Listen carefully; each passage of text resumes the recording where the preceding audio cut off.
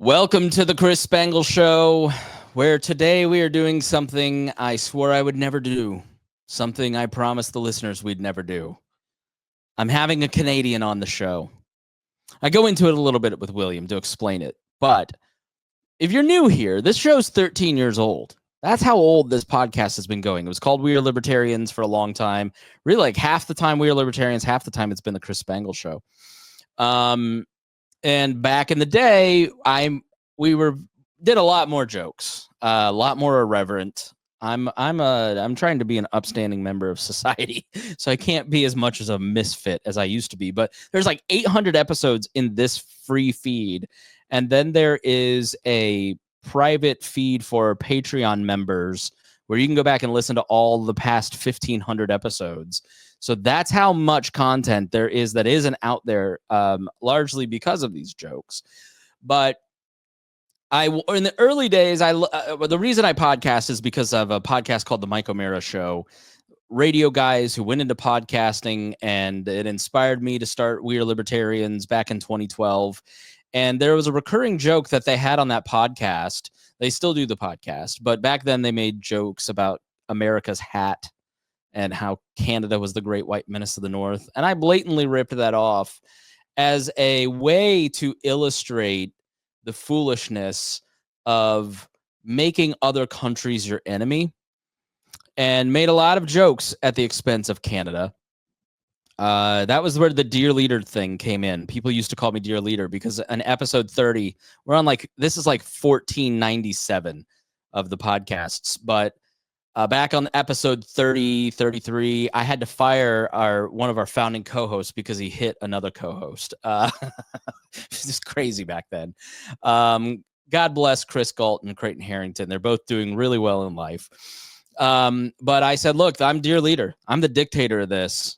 And that spawned a decade of Dear Leader jokes. But I adopted that personality to kind of show you the authoritarian personality and the inherent conflicts of that. And I feel like I probably should bring that back. But having lived through that the last 10 years, it's not as funny to me.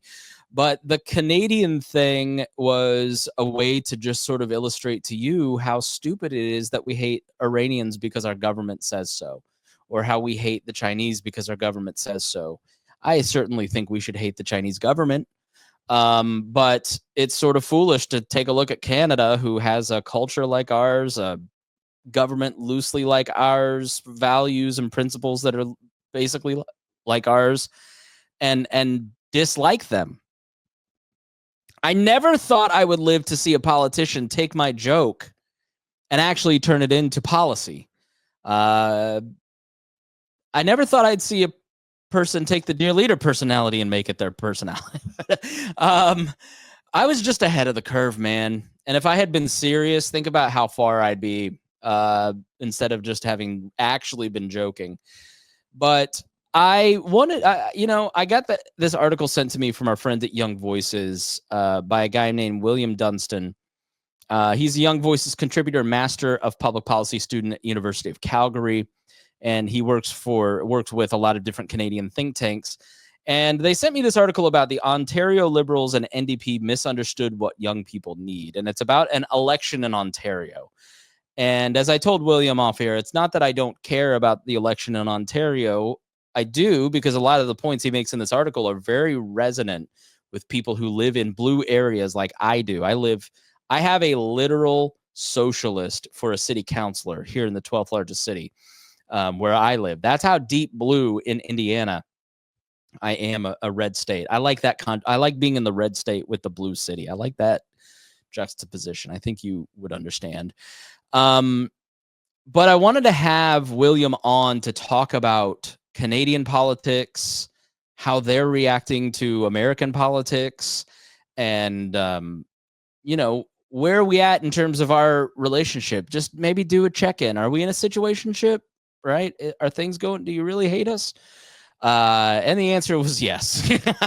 So William kind of details where the Canadian people are, and they're in the middle of an election, and the Liberals probably going to win instead of the very impressive Conservative, who I follow on Twitter and love all of his speeches because he seems like a a bit of a Canadian Reagan, and he's unfortunately not going to win because of Donald Trump.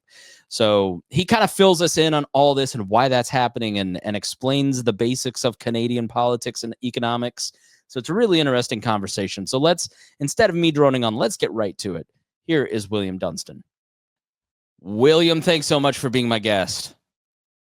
Thanks for inviting me on. Now, William, I have to be honest, you're the first Canadian we've ever had on the show, and the show is 13 years old. Oh, wow. What an honor. Yes, quite an honor, because I used to have a bit on the show here where I would kind of illustrate how foolish aggression towards other nations can be. And I used Canada as an example because, let's face it, you're the great white menace of the North, and 98% of you are living on the border, and we need to know why. And Mike Myers and these other Canadians are just Martin Short. They're all spies, aren't they? And these geese, enough with the geese. So that was kind of the bit. So that's I've at some point maybe I internalized it, but now, you know, I don't want you to be our 51st state because of all that. How do you so that's kind of a silly introduction, but to ask you, what are the Canadian people thinking about the whole 51st state thing and Trump wanting you to join America? And he took my bit and turned it into reality, and it's very, very weird. Yeah, so there's a lot you can say about that. I will say most Canadians are taking it pretty negatively, that mix of, one, you have the tariff threats, which are now materializing, and it's unclear how much more will materialize with Trump shifting on the exact tariff policy every day.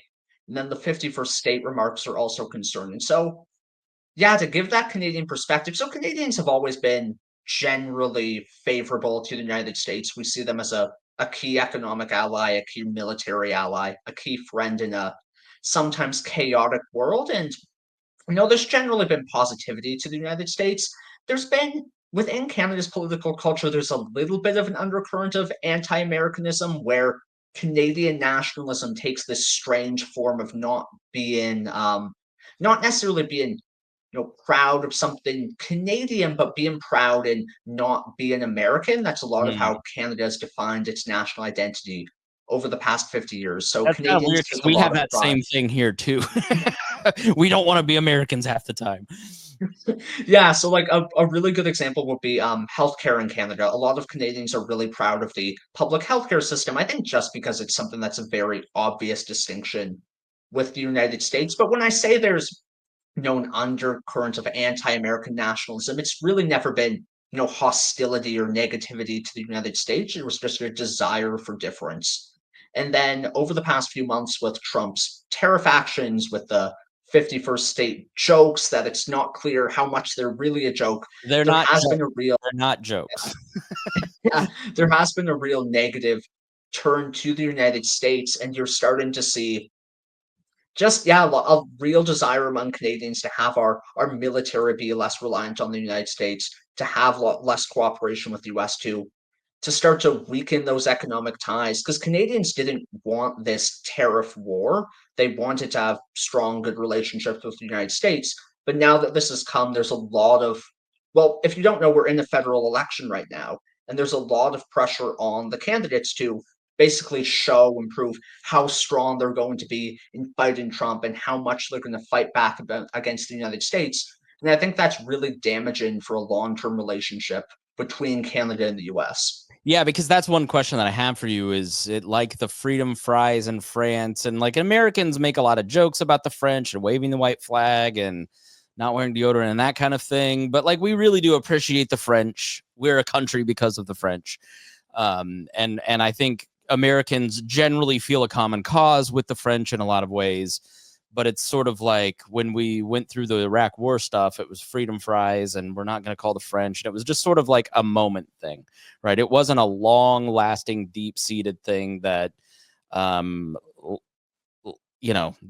kind of turns into bitterness. So when we see the American flag being booed at hockey and basketball games and some of this stuff, do you think it is part of that fervor and that'll die down once Trump's off the scene? This will kind of go back to homeostasis, or do you think that what's happening with the president is so damaging between the relationships that it could have real, actual structural impact? Yeah, I think this is different, and I'd say it's even different from the first Trump term. In the first term of the Trump presidency, he was, somewhat, bashful and a bit rude to allies, but he really didn't do all that much to damage the relationship. There were some modest tariffs brought in. There were some demands, which I think were to an extent fair, that Canada, European countries, and other NATO allies spend more on their military. But that was really more of a temporary thing. What you're seeing from Trump now, just this constant hostile rhetoric towards Canada, towards Europe, towards other American allies. I think that's led Canadians and I think other international allies of the US to really feel that the US is no longer a stable partner, that that's a country they can't trust in military alliances, in trade relationships. So I hope that this is a conflict that can be resolved, and then either a policy reversal from Trump, or after Trump leaves office, you can have a repair of that relationship. But I would say this is different and worse than some of the previous strains you've seen between the U.S. and its allies. Yeah, I mean, Canada has tariffs on us, and this is sort of the justification for all of this is that, well, Canada has like 200% tariffs on this item and that item, and so therefore the broader trade war is justified. And it's like, well, if you're really saying tariffs are a bad thing, and so us doing a bad thing back doesn't seem to make a lot of sense. And here in Indiana, I mean, if you look at the state by state trading partner for most states, Canada's one or two, right? It's we are very intricately aligned in terms of Yeah. economic trade in a lot of ways. And I think what happens is you sort of see like the liquor being taken off the shelves, and we're only going to drink Canadian. And I always kind of, and in the American press watching it go, all right, yeah, but this is like a thing that people can easily grasp onto. When it comes to the economy there, are you feeling effects of the tariffs, of this like 3-month war that has kind of kicked off? And what is the economic situation there more generally?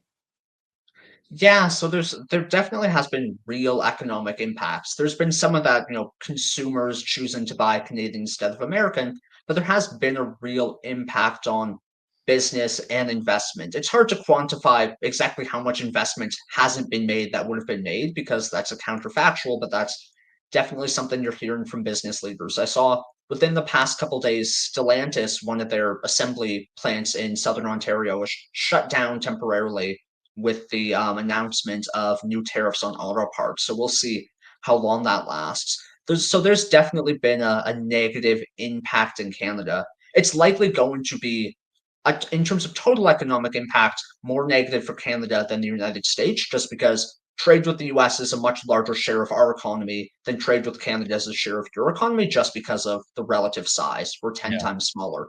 But at the same time, I think what you're seeing in the US is still a very negative impact on US consumers, because that's what tariffs are, right? Let's be honest, they're a tax on imports into the United States. So it's a tax on whatever you're importing, whether that's agricultural goods, whether that's auto parts, whatever it is, it's a tax on US consumers.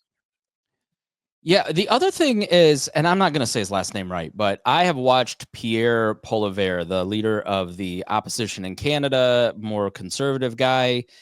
He has, and I don't know your politics enough, your personal politics or Canadian politics, to have like, I don't know if there's a Canadian Libertarian Party and you're a part of it, or if you like, if it's just like a two-party system there, or kind of how that all. We're going to have a primer here in just a minute on Canadian politics.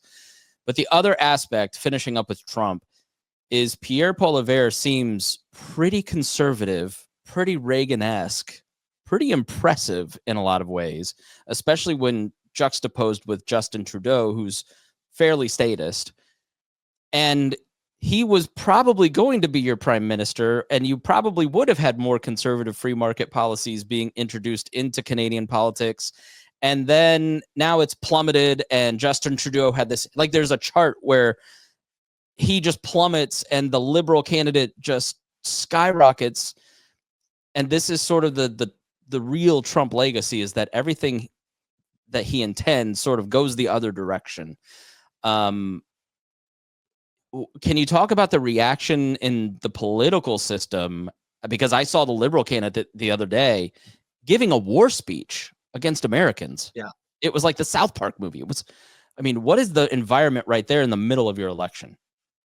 Yeah, so to give a quick primer on the Canadian political landscape broadly, so we have two large national political parties, which are the only two parties that ever win the national elections, and those are the Conservative Party that you just described, currently led by Pierre Poilievre. It's our our main right-wing political party. Its philosophy is definitely more freedom, conservative, Reagan-esque than the more nationalist, Trumpian style of conservatism you're seeing from Republicans in the United States right now.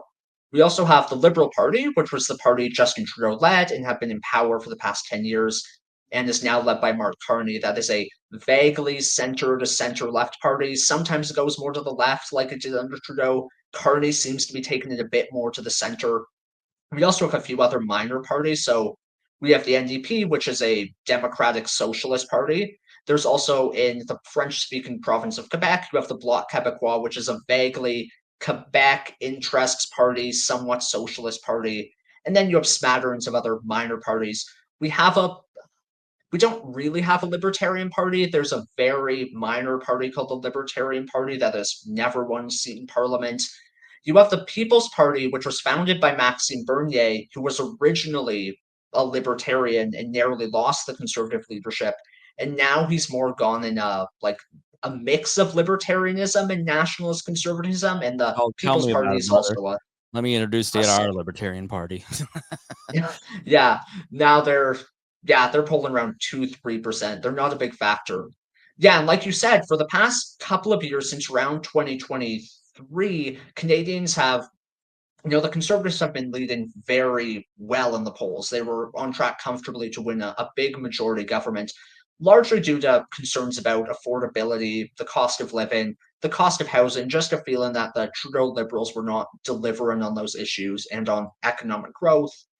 And now what we've seen in the past few months is since the Trump threat has came in, it's upended the political landscape. Back in December or January, the big issue sets, the issues Canadians were going to be voting on in the next election were affordability, housing, economic growth. Now it's about how do you respond to that threat from Donald Trump of damaging the economic relationship with the United States, forcing Canada to be more independent on defense. So you have like you were talking about Mark Carney giving a war style speech. And it's not quite that extreme, but it's close, right? Like Canadian politicians are in this election talking about we need to make sure that our military is stronger and we can defend ourselves because we can't rely on the US. We need to, we need to bring in reciprocal tariffs. I'm not sure how good of an idea those are, but the dominant idea is they want reciprocal tariffs to fight against the US. And that's definitely what the political landscape is. And that's played into the hands of the Liberal Party. And that relates back to something I said a bit earlier about like anti-American Canadian identity. That's really something the Liberals have historically played up. Canada's a bit unique in countries around the world in that it's really our left wing and center left parties that benefit from spurts of Canadian nationalism. In most countries, nationalism is like it's typically a right-wing political phenomenon. In Canada, it's the center-left party that do a really good job of distinguishing themselves from the political culture in the United States that tend to benefit when there's a spurt of Canadian nationalism or concerns about the United States. And that's what you're seeing with Mark Carney and the Liberals right now. So, yeah, it looks like Trump's actions have completely cost the Conservatives the election here in Canada and likely will, and we're going to have another 4 years of Liberal leadership. It will, fortunately, probably be closer to the center than it was under Trudeau, but it is another 4 years of Liberal leadership likely. Yeah, it's going to rein in some of the excesses, but it's not going to go in the direction that I think a lot of our listeners would want. So, where to take this? Let's talk about your article. Okay, so you wrote an op-ed. The Ontario Liberals and NDP misunderstood what young people need. So, was there a local election? So this is in the Juno News. It'll be in the show notes. You can check it out. But I want to get into some of the more granular issues of Canadian politics and what is appealing to your average Canadian, and why basically Trudeau-style liberalism isn't working for young people. Because I think this is something we see in America there is a shift rightward. I was listening to Howard Stern yesterday, and I was thinking, like, how different Howard Stern is now versus 2006, and how different my tastes are. Like, I don't want, like, things come on TikTok and I'm like, I don't want to see this, right? Like, I think as you get older, you get more conservative, you get more concerned with your retirement, you get more concerned about the environment and culture and that the kids are growing up in, right? Like, and Canadians exist in this place where they're offered a lot of free stuff, right? And that is what I got out of your article, is that a lot of the free stuff that is being offered by the Liberal Party in these elections is not landing with young people, which is like the golden cat. I've never understood why are we going for young people? They don't vote. They're not reliable. They can't fund your campaign, right? But everybody wants to capture the youth for their product or vote. What are liberals promising in general to young people that isn't working for them? Yeah, so I think really what it's been in Canada lately, where you've seen young people turn away from liberals and the political left broadly, has been really those concerns about affordability. I know it's a political issue in the US, but I think it's, well, up until Trump upended the political landscape here a couple months ago, was like the dominant political issue in Canada. The cost of food, the cost of living, and especially just the Let cost me of interrupt. Like, we watch the HD TV shows. That's like our access to Canadian culture is the Property Brothers. And you see the house prices, and they're like $1 million for what we would pay for 300 or 400. Yeah. Like, and I'm just, I mean, maybe that's not like $1 million and our money's not the same, but it seems really crazy expensive for some of these houses that get bought. Oh yeah, absolutely it is, and that's why it's become such an issue, and especially for young people, because if you're, if you're someone who already it, yeah. So to give you a bit of background, over the past 10 years, especially, and maybe the past 20 years, there's been a huge explosion in housing prices in Canada, and the reason for that is just there's been restrictions on development, so you haven't been able to build enough houses to keep up with population growth. A lot of that's just been complex. A lot of that has been rules limiting densification, just regulatory processes that just take a long time and delay investment. There's also been in some municipalities, really heavy taxes on new housing development. And that's really become an issue for young Canadians because if you're an older Canadian who already owned a home, you got all the benefit of that property value going up. Whereas younger Canadians are having a really hard time getting into the housing market and meeting traditional milestones of like, buying a home, establishing a family with your partner in that home. And that's causing a lot of political concern against young people. And that's what a lot of that dissatisfaction against center left parties, I think, has come out of. There's a real desire for deregulation in the housing market. And I think for a focus on getting rid of government barriers and focusing on economic growth generally among young people, that's not always common. And I think the main driver for that in Canada has just been affordability is such a big political issue. Yeah, and it seems all government create, like these tariffs, right? Like, Yeah. I'm sorry, you go from yesterday to today, and a cell phone is $20 more expensive. Like, literally just because of the stroke of a government pen.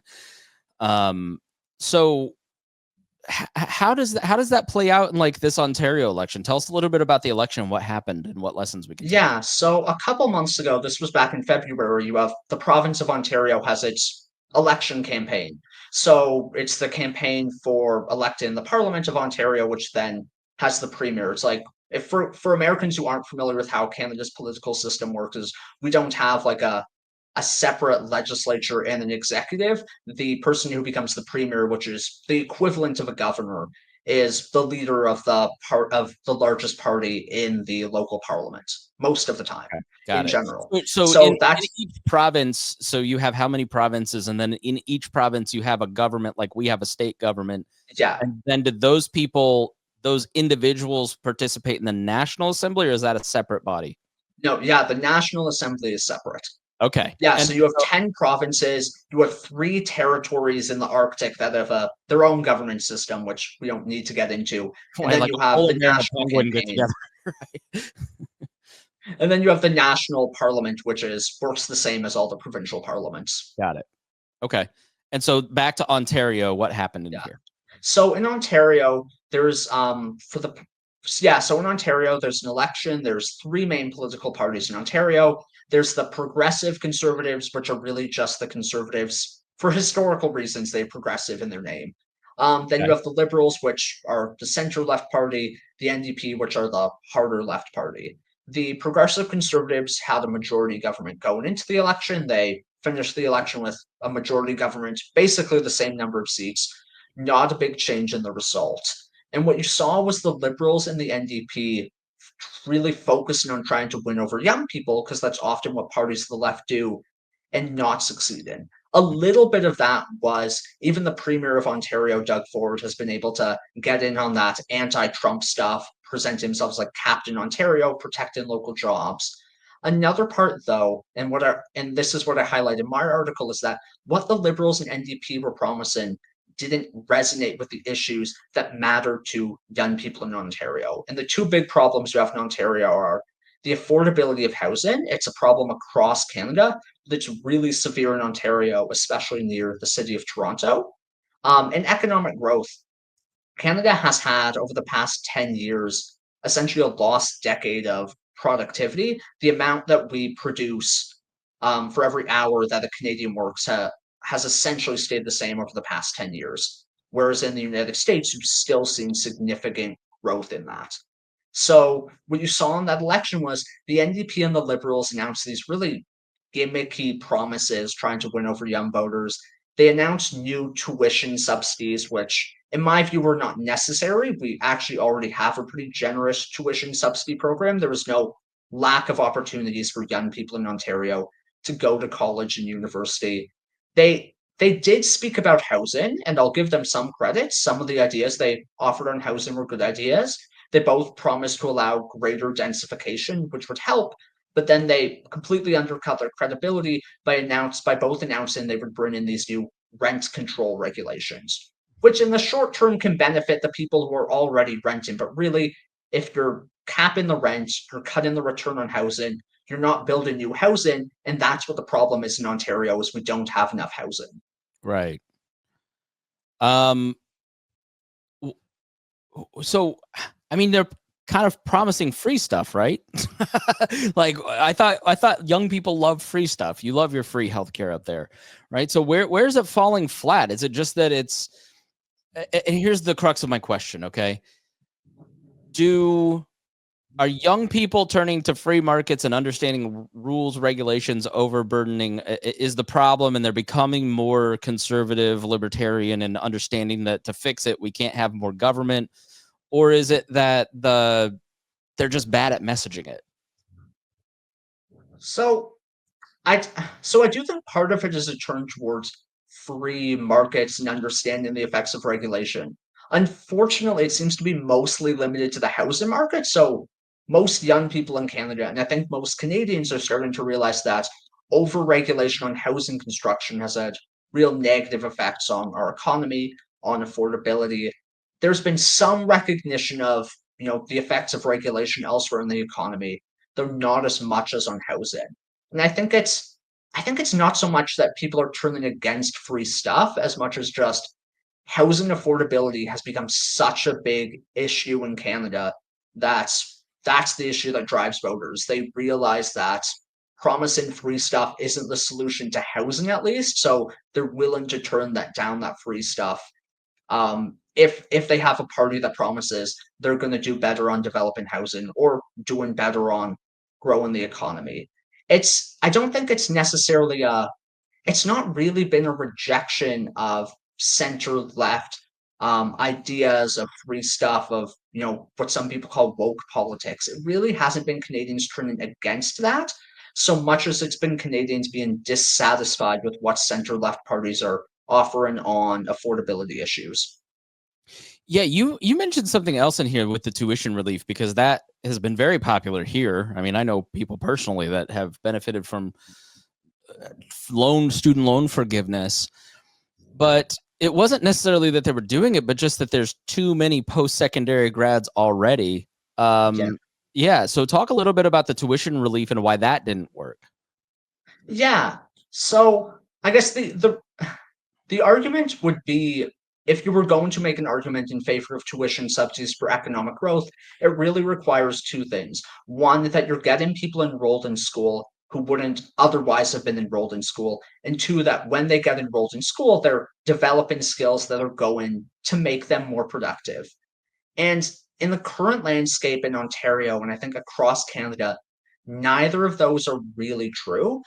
First, because we just generally in Canada have a pretty generous system of tuition subsidies. There really isn't. There's been research done on it. There's really not a lot of Canadians who can't go to college or university for financial reasons.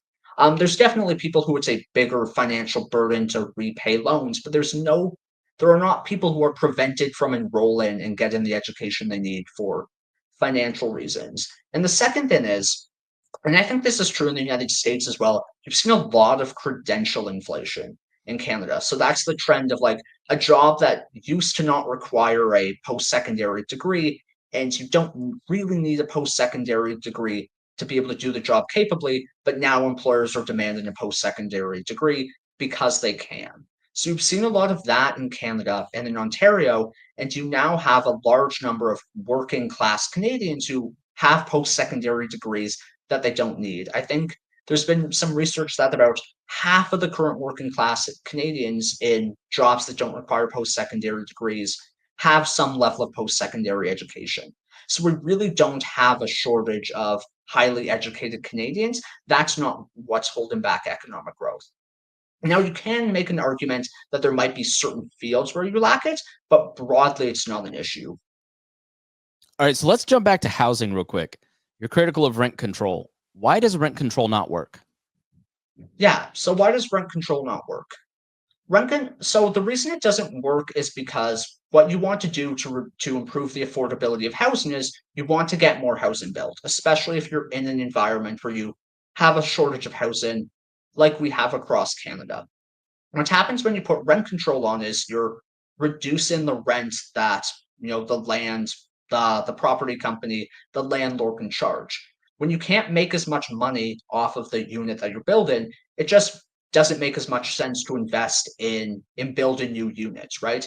It's like comparing the benefit of the return you would get on the unit when you can rent it to the cost you would have to pay to build it. And in this environment where it costs a lot to build housing because of regulations, when you start putting in rent control, you're further reducing the amount of housing built.